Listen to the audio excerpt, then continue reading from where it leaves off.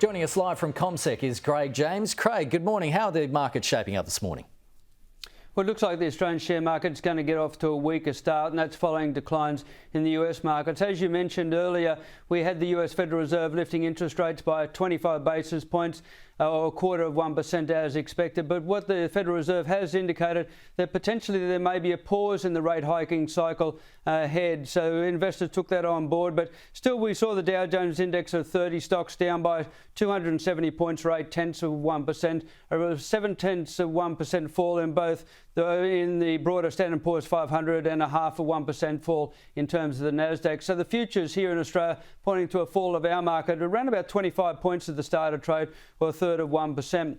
Because of all the uncertainty across the globe about higher interest rates slowing down economic growth, we have seen the oil price continue to fall. It was down by another 4% overnight, or around about $3 a barrel. Well, that's bad news for the oil producers. Good news for motorists, though. There may be cheaper petrol prices along the way.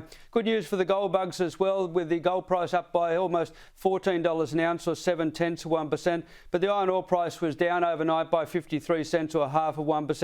And a lot of the base metal prices were lower as well. What we're looking ahead to over the next couple of days is a bit more, sort of economic data, so here in Australia, things like, so the trade figures, the monthly trade figures, and we'll also continue to watch the US earnings season, with Apple, one of the highlights in reporting their earnings in coming days.